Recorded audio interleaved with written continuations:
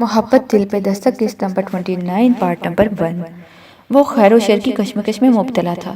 دل کہتا تھا کہ صبا بے گناہ ہے اور دماغ اس کی نفی کرتا تھا۔ ادینہ کی کہی باتیں اور اپنی آنکھ کو دیکھا کانوں سنا اسے کچھ بھی جھوٹ نہیں لگتا تھا۔ اور یہ نگین، مجھے اس سے فائنلی بات کر لینی چاہیے۔ اگر اس نے عماد سے شادی کی تو میں اس شادی میں شامل نہیں ہوں گا۔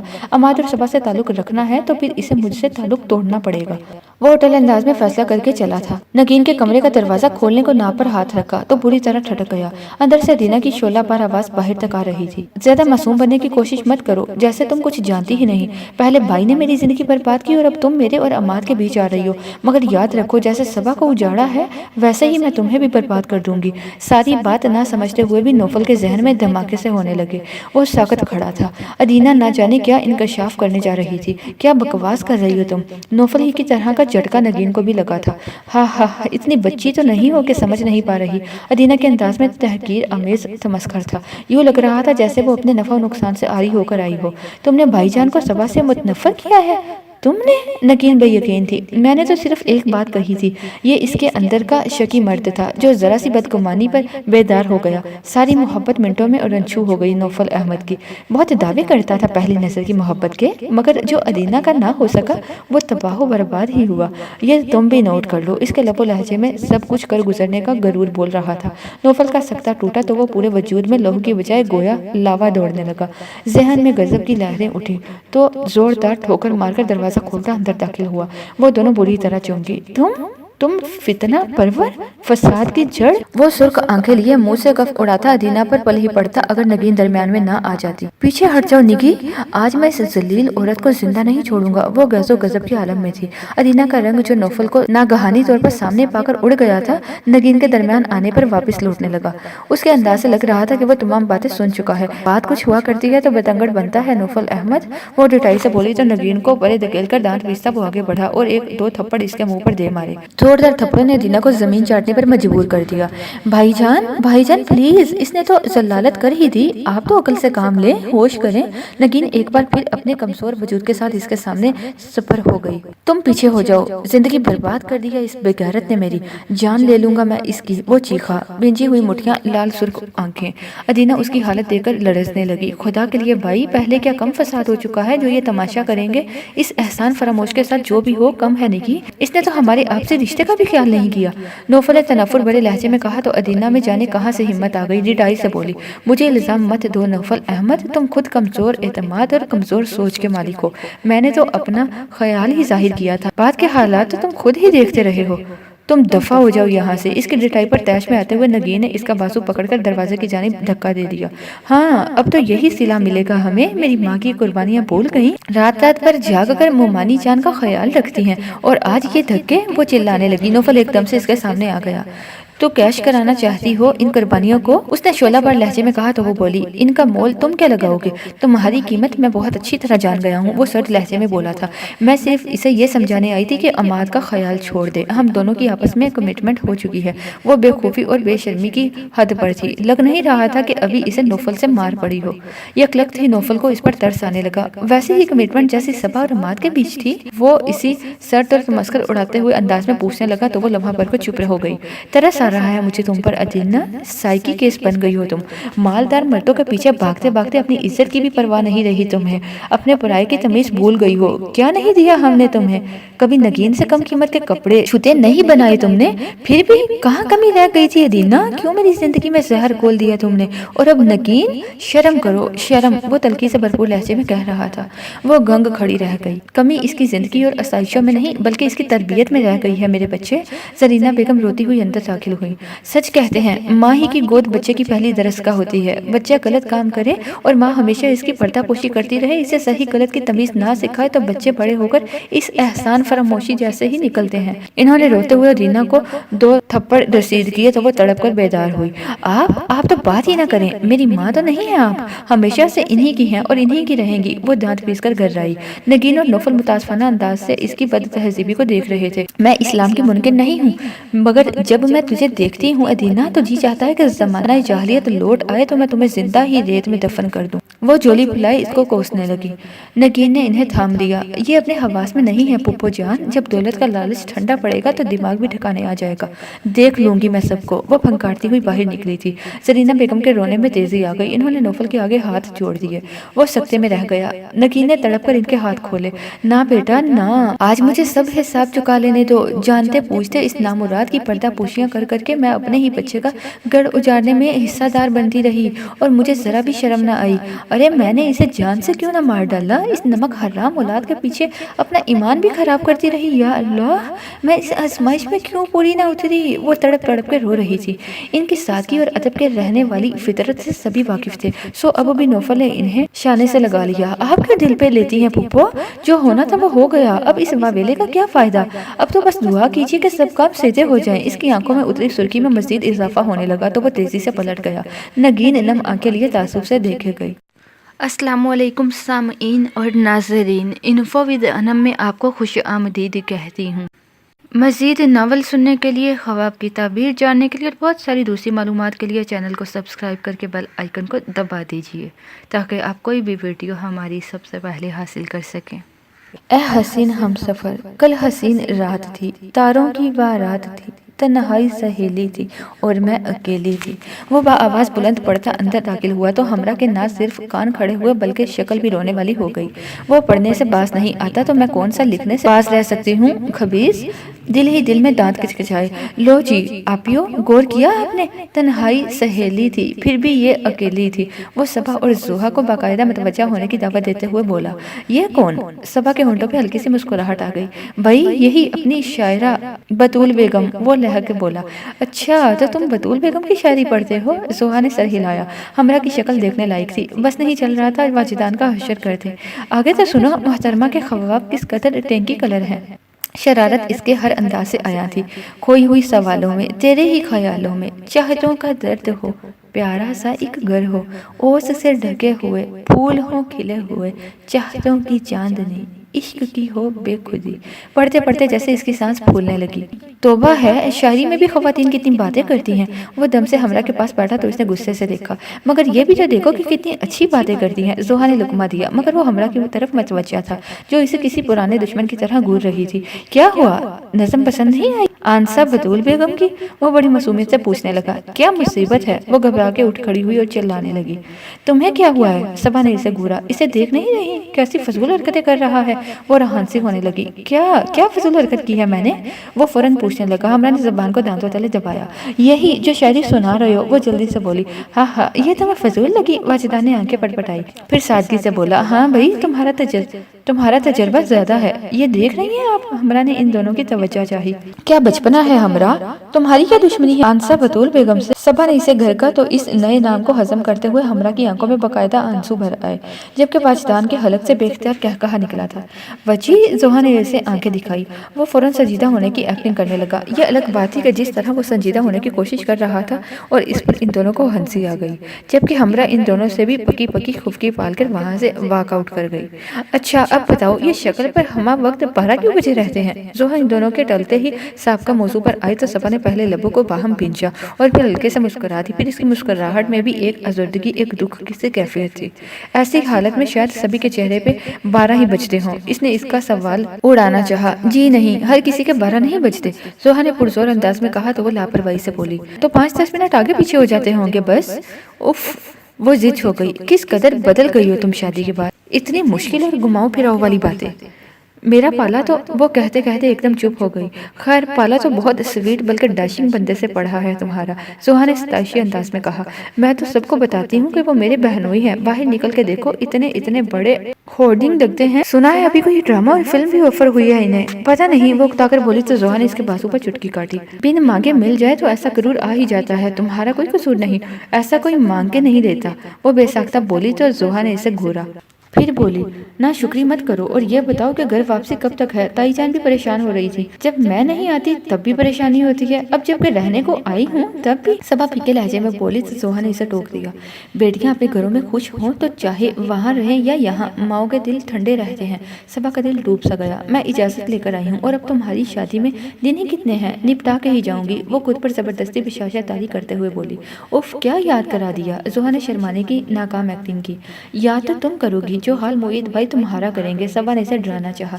अरे जाओ, जोहा ने हाथ हिलाकर गोया मक्खी उड़ाई। एक तुम और एक तुम्हारे भाई, टिकनी का नाचना नचा दिया इन्हें तो फिर कहना। आखिर को मलका हुसैन भाई आकर ले जा रहे हैं, जी भर के कदर करना पड़ेगी। गर्दन उकड़ाकर बड़े तफाकुर से कहा, वाह मलका हुसैन। सबा को बहुत हंसी आई, फिर संजीदगी का लबाता ओढ़ते हुए बोली, इन्हें तुमसे बहुत शिकायतें हैं। तुम फिक्र मत करो, मैं इनकी सब शिकायतें दूर कर दूंगी। वो इसी लापरवाही से बोली। उमर काज़मी को इनकार करके इसने दूसरे लफ्ज़ों में मोहित हसन को अपनी ज़िंदगी में हैसियत और अहमियत को तस्लीम कर लिया था। जिंदगी खेल या हंसी मजाक नहीं होती जोहा। सबा के लहजे में आप बीती का कुर्ब था, सहने का दर्द था। अभी जिस गुस्से में तुम्हें चार नजर आ रहा है, कहीं खुदा ना करे वो मनफी रवैये में बदल जाए। और क्या फलसफा ले बैठी हो, कुछ ऐसा वैसा किया ना मोहित हसन ने मेरे साथ तो मैं सारे जमाने में गदर मचा दूंगी, बल्कि सबसे पहले तो मोहित हसन ही का असर कर दूंगी। वो तंकर बोली थी। सबा गहरी सांस भर के रह गई। मगर एक बात मेरा बहुत जी चलाती है सभी। दफतन वो उदास हुई। सबा ने चौंक कर इसे देखा। याद है एक बार मैंने मोहित के लॉकर में एक डायरी और किसी लड़की की तस्वीर देखी थी। ऐसे ही। सबा ने हाथ हिलाया। ऐसा तुम कह सकती हो, मैं नहीं, क्योंकि मैंने अपनी आंखों से वो तस्वीर देखी और वो नज़म पड़ी थी। वो कुफकी से बोली, क्योंकि इस मामले में सबा ने कभी इसका यकीन नहीं किया था। और तो और वो तब अनस को भी चकमा दे गया था। खैर अब की बार तो मैं वो तस्वीर ढूंढ के ही रहूंगी। इसने तहैया कर लिया। तो फिर मैं तुम पर इन्ना लीला पढ़ ही लूं। सबा जलकर बोली। पता है अच्छी तरह अपनी भाई की खून खुआरी का, तभी तो ऐसा सोचती हो। जोहा ने जल्दी से कहा। तुम ऐसे फजूल हरकत ना करो तो वो अपना टेम्पर लूज ना करें। सबा ने साफ हुई से कहा। तो जोहा ने इसे चुटकी भरी। बहुत बड़ी भाभी साबित होने वाली हूँ मैं, जरा ध्यान से रहो। सबा ने बाजू से हिलाते हुए इसे घूरा। भाभीियों की चालाकियां भी तभी कामयाब होती हैं जब मियाँ काबू में हो, वरना इनकी क्या मजाल के नंदों को टेढ़ी नजरों से देख भी सके। तुम देखना, यूं काबू करूंगी मोहित हसन को। इसने चुटकी बजाकर शौकी से कहा। इसकी शरारत और आंखों में बड़ी जगमगाहट सबा को अच्छी लगी थी। और मोहित जो गुजरते गुजरते सबा को एक कप चाय का कहने आया था, लब भींचकर बाहर से ही पलट गया। बस तुम अपने भाई से कह दो कि शादी की तैयारी खराब न करें। इस दिन इतने बुरे मूड में थे कि हद नहीं। शादी का जोड़ा अभी मैंने अकेली ने पसंद किया है, वो मुंह बनाकर कह रही थी। या अल्लाह। सबा हंसी। यकीन नहीं आता जोहा, ये तुम ही हो। यकायक मोहित भाई जैसे असली दुश्मन तुम्हें अच्छे कैसे लगने लगे। इसने गहरी सांस भरी। बस क्या बताऊं, तुम खुद समझदार हो। तुमने तो जरूर वो कहावतें ठीक से याद रखी होंगी ना, जो मेरे जहन में नहीं रहती। एक तो वो जिसमें बकरे की माँ के खैर मनाने का जिक्र है, और दूसरी वो जिसमें गीदड़ की मौत और शहर भागने का वाकया बयान किया गया है। बहुत बकबक करती हो जुई। वो अपनी सारी टेंशन भूलकर मुस्कुरा दी। बस यूं ही खुश रहा करो। जब से आई हो इतनी बुरी शक्ल बना के बैठी रहती हो कि देखने वाले का दिल ही बूझ जाता है। तुम खुश होती हो ना तो ताईजान और तायाजान भी खुश होते हैं। इनकी सारी खुशियाँ हम लोगों से जुड़ी हैं। हमारी उदासी इन्हें परेशान करती है। ये बात हमें खुद से याद रखनी चाहिए। जोहा ने संजीदगी से कहा।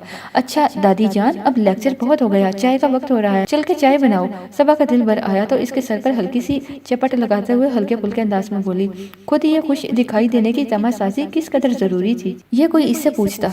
आंदा के हालात क्या और कैसे होने वाले थे ये खुदा ही जानता था। वो इंतहा तक सोचती तो थी, मगर आने वाली नन्ही जान और खुद से मुंसलिक रिश्तों का सोचकर डह जाती। कुछ भी करने की हिम्मत खो बैठती। क्या कहती वो सबसे। नौफल अहमद ने क्या इल्ज़ाम लगाया है, और अमाद वो नगीन के साथ किस रिश्ते से मुंसलिक होने जा रहा था। वो नगीन से, और नगीन इससे निगाहें मिला पाती, और मैं किस किस के सामने अपनी सफाइयाँ पेश करूंगी। घर वाले न सही, जमाने वाले सैकड़ों सवाल मुंह फाड़े इसे निगलने को थे। बेगुनाह होते हुए भी इसके आसपास इन सवालों का कोई तसल्ली बख्श जवाब न था। नौफल अहमद से वो किसी रियायत की उम्मीद नहीं रखती थी। वो मर गया था। हाँ, नौफल अहमद मर गया था, वहीं खड़े खड़े, अदीना की जुबान से तलख सच्चाई सुन लेने के बाद। ये जानकर कि वो अपनी पाकीज़ा किरदार बीवी को बड़ी रऊनत से बदकरदारी का सर्टिफिकेट दे चुका था, वो वहीं मर गया था। इसे अपनी जुबान से निकला हर वो लफ्ज़ याद आया जो वह सबा के लिए इस्तेमाल कर चुका था। हर वो नफरत भरी निगाह याद आई जो इस पर डाला करता था, और कभी इसे खुद से करीब भी किया तो यूं कि वो खुद पे नाज़ब ना हो पाए। 2 दिन हो गए थे, मुकम्मल 2 दिन वो अपने कमरे में बंद था। क्या मसला है इसके साथ नगीन, पूछा तो सही। मेरा तो दिल घबराने लगा है, और फोन लाओ मैं सबा से बात करूं। अब वापस आए भी वो, झगड़ा तो नहीं कर बैठे ये दोनों कहीं। सालहा बेगम मुसलसल तशवीश के आलम में कही जा रही थी। नगीन ने झुककर इनके गले में बाजू डाल दिए। आपको तो बस परेशान होने का मौका चाहिए, इसने अपनी परेशानी छुपाते हुए बज़ाहिर मुस्कुराकर कहा। तो वो बोली, मैं यूं ही परेशान नहीं हो रही, इतना अरसा हो गया शादी को, सबा की ये रूटीन कभी नहीं रही। वो तो शोहर के आगे पीछे फिरा करती थी, اتنا خیال رکھنا اس کا، اور کہاں یہ کہ اتنے دن میکے میں لگا دیے۔ اچھا ہے، ان کو بھی ذرا قدر ہونی چاہیے اپنی اچھی بیوی کی۔ وہ بولی تو تلخی خود بخود لہجے میں گل گئی۔ وہ قدر کیوں نہیں کرے گا، اپنی پسند سے بیاہ کے لایا ہے۔ سالہ بیگم نے اسے گرکنے والے انداز میں کہا تو وہ آ کر ان کے صوفے پر بیٹھ گئی۔ صبح آ جائے گی، اس کی طبیعت کچھ ایسی ہو رہی تھی کہ میکے میں زیادہ دل لگ گیا ہے، اور پھر زحا کی رخصتی کا معاملہ بھی تو چل رہا ہے۔ وہ بر وقت مسکرائی تھی، اور یہاں میری رخصتی، دل کو کسی نے سختی سے مٹھی میں لے رکھا تھا۔ ذرا بلاؤ نوفل کو، اسے کہتی ہوں مجھے میر ہاؤس لے چلے، میرے وہاں جانے پر تو کوئی پابندی نہیں ہے نا۔ سالہ بیگم آج کسی طور پر ٹلنے کے موڈ میں نہیں لگ رہی تھی۔ نگین گہری سانس بھرتی اٹھی۔ اچھا یوں ہی صحیح، میں دیکھتی ہوں بھائی جان کے سر کا درد ٹھیک ہوا کہ نہیں۔ سیڑھیاں طے کر کے اس کے کمرے کی طرف آئی تو وہ تلخ سوچوں کی زد میں تھا۔ اپنے اس قدر اچھے اور پیارے بھائی کا یہ آدھا ادھورا روپ اسے بالکل بھی پسند نہیں آیا تھا۔ کس قدر اچھی تھی صبا، خوبصورتی اور خوبصورتی اس میں یکجاں تھی۔ کون کہتا ہے کہ شکلیں قسمتیں بنایا کرتی ہیں، اور کون کہتا ہے کہ خوبصورتی قسمتیں بنایا کرتی ہیں؟ قسمتیں اوپر بیٹھنے والے کے کن کہنے سے بنتی ہیں، وگرنہ صورت اور سیرت دونوں ہی کام میں نہیں آتی۔ اس نے دروازہ نوک کیا، اندر سے کوئی آواز نہیں آئی تو وہ ناک گھما کر چیک کرنے لگی۔ دروازہ لوکڈ نہیں تھا۔ وہ اندر داخل ہوئی تو چکرا سی گئی۔ دن میں بھی نائٹ بلب روشن کیے پردے گرائے وہ کمرے کو غار بنائے ہوئے تھا۔ نگین کو شوق لگا، اس نے تیزی سے پڑھ کر لائٹ آن کی تو چیئر میں نیم دراز ٹانگے بستر پر ٹکائے نوفل نے دھندلا جانے والی آنکھوں پر ہاتھ رکھ لیا تھا۔ بند کرو اسے، وہ ناگواری سے بولا، بہت ڈر لگنے لگا ہے روشنی سے آپ کو؟ نگین تلخی سے کہتی آگے بڑھی اور پردہ ہٹا کر لون کی طرف کھلنے والی کھڑکیاں کھولنے لگی۔ سورج کی کرنیں ایک دم سے کمرے میں گھسی تو اندھیرا دم دبا کر بھاگ گیا۔ وہ اس کی طرف پلٹی۔ بہت بہادری والے کام کر رہے ہیں آپ تو، ماما بلا رہی ہیں، وہ آپ کے ساتھ میر ہاؤس جانا چاہتی ہیں صبا سے ملنے۔ نوفل نے سرخ آنکھوں سے اسے گھورا۔ مرے ہوئے کو مارنے آئی ہو؟ ٹھہرے ہوئے انداز میں پوچھا تو خود پر سے قابو کھو کر وہ بولی، کیوں کیا آپ نے اس کے ساتھ ایسا؟ کیوں؟ آپ تو اسے محبت کے دعوے دار تھے۔ ایک بار بھی آپ کے دل نے اشارہ نہیں دیا اس کی بے گناہی کا؟ اس کی آنکھوں میں آنسو بھر آئے تھے۔ ایک بار مجھ سے پوچھ لیا ہوتا بھائی، ایک بار ذکر تو کرتے، جانے کیسا جہنم بنا دیا ہوگا آپ نے اسے زندہ رہنے کو، یہ سوچے بغیر کہ وہ اس شخص کی بہن ہے جس نے آپ کی بہن کو پھولوں پر رکھا ہوا تھا، پلکوں پر بٹھایا ہوا تھا۔ وہ سختی پر ہونٹ بھینچے ہوئے تھا، چہرے کی رنگت سفید پڑنے لگی۔ 2 دن سے وہ خود احتسابی کے عمل سے گزر رہا تھا، بنا کچھ کھائے پیے، 2 گھونٹ پانی اور بس۔ ماسی کے ہاتھ نگین نے کھانے کی جو ٹرے بھیجی، ایک بار تو اس نے واپس کر دی اور دوسری بار یوں ہی سائڈ ٹیبل پر رکھ دی۔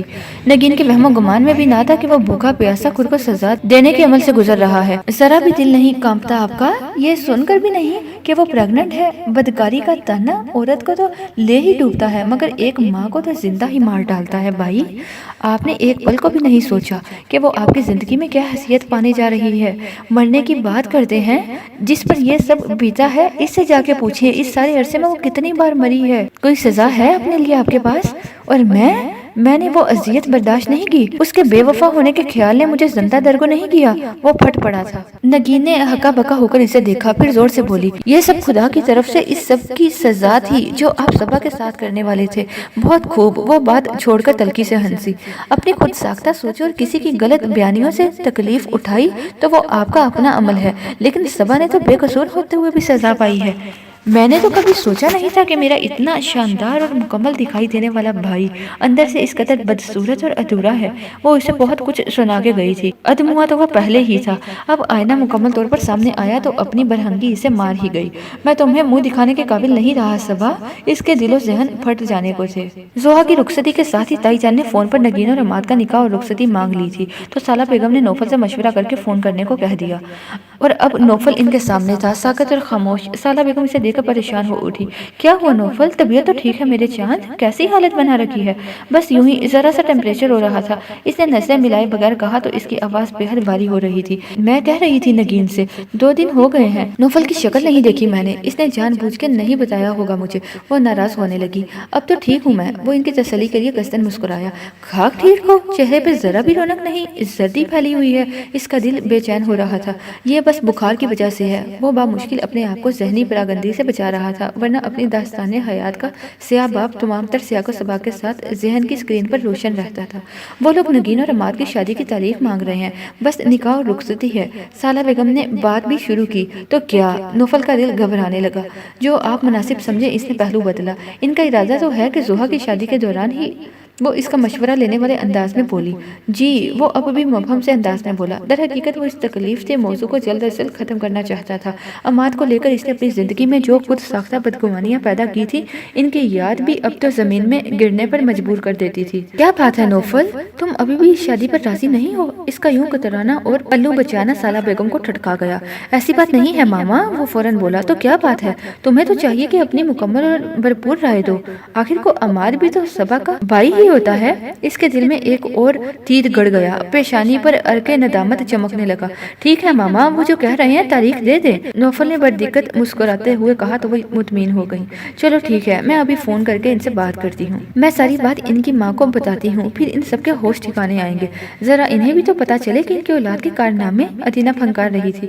نگین اور نوفل سے اچھی طرح بے عزتی کرانے کے بعد وہ زخمی ناگن بنی ہوئی تھی۔ زرینہ بیگم نے غصے سے اسے دیکھا۔ ابھی بھی دماغ ٹھکانے نہیں لگا تمہارا؟ کیوں ان بیچاروں کی زندگیاں برباد کر رہی ہو؟ اور میں؟ میری زندگی نہیں برباد ہو رہی، وہ چیخی۔ تمہیں تو شوق ہے بربادیوں کا۔ آج وہ بھی غصے میں تھی۔ آپ اپنا منہ بند ہی رکھیں، جب بھی بولیں گی انہی کے حق میں دلائل دیں گی۔ بکواس بند کرو۔ زرینہ بیگم کو غصہ آیا۔ وہ بہت ٹھنڈے مزاج اور دبی شخصیت کی مالک تھی، مگر ادینہ جیسی اولاد تو کسی کا بھی مزاج سخت کرنے کا ہنر رکھتی تھی۔ اوپر سے وہ اپنے لاڈلے بھتیجے کی زندگی کا جس طرح بکھرتا شہرازہ دیکھ کر آئی تھی، اس نے انہیں بری طرح جھنجھوڑ کے رکھ دیا۔ میں ممانک صاحبہ کو بتاؤں گی کہ ان کی بہو رانی کے کرتوت کس قدر سیاہ ہے۔ پہلے اس عماد کے ساتھ چکر چلاتی رہی اور اب نند کے ساتھ اس کی شادی کروا کے ہمیشہ پاس رہنا چاہتی ہے۔ بدکار عورت، وہ نفرت آمیز لہجے میں کہتی۔ زرینہ بیگم کا ضبط آزما گئی۔ بدکار وہ نہیں تم ہو، اسے بدکار مت کہو۔ وہ تمہاری طرح دوسروں کے شوہروں پر نظر رکھ کر نہیں بیٹھی۔ انہوں نے دانت پیستے ہوئے سختی سے کہا تو ادینہ کو جھٹکا لگا۔ ایسے تو وہ کبھی بھی بات نہیں کیا کرتی تھی۔ آپ بھی ملی ہوئی ہیں ان کے ساتھ، خود تو کچھ بنایا نہیں، بھائی بھابھی کے ٹکڑوں پر پڑی ہے، مگر میں یوں کتے بلی جیسی زندگی نہیں گزار سکتی، وہ غصے سے بولی۔ اس کے انداز و الفاظ زرینہ بیگم کو آگ لگا گئے۔ بے اختیار آگے بڑھ کر انہوں نے تھپڑ کھینچ کر اس کے منہ پر دے مارا۔ بے غیرت، بے حیا، ماں باپ کو گالی دیتی ہے۔ ہم نے کیا کتے بلی جیسی زندگی گزاری ہے یہاں؟ ہاں ہاں، تھپڑ کھا کے وہ جیسے دیوانی سی ہو گئی۔ کتے بلی جیسی ہی زندگی گزاری ہے آپ نے، جو دیا تھا کھا لیا، جو پہنایا گیا پہن لیا، اور ان کے پیچھے دم ہلاتے پھرے۔ وہ جیسے پاگل ہو رہی تھی، صحیح غلط کی تمیز کھو کر بد لحاظی سے چلائی تو زرینہ بیگم نے غصے سے بے حال ہو کر اسے تھپڑوں پر رکھ دیا۔ شرم کر ذلیل اولاد، شرم کر، جس تھالی میں کھایا آج اسی میں تھوک رہی ہے۔ یہ سر چھپانے کا ٹھکانہ تمہارا حق نہیں، تمہاری ضرورت تھا جو انہوں نے دیا۔ اس سے تو میں بے اولاد ہی اچھی تھی، ایسے ہی اٹھا لیا کوڑے کے ڈھیر پر سے۔ تجھے گندگی کی پیداوار گندی ہی نکلی۔ نوفل آوازیں سن کر اندر آیا تھا۔ اندر کا منظر دیکھا تو سب کچھ بول کر تیزی سے آگے بڑھا۔ پھوپھو کیا کر رہی ہیں؟ چھوڑ دیں اسے، اس نے ساکت کھڑی ادینہ اور زرینہ بیگم کے بیچ آتے ہوئے کہا۔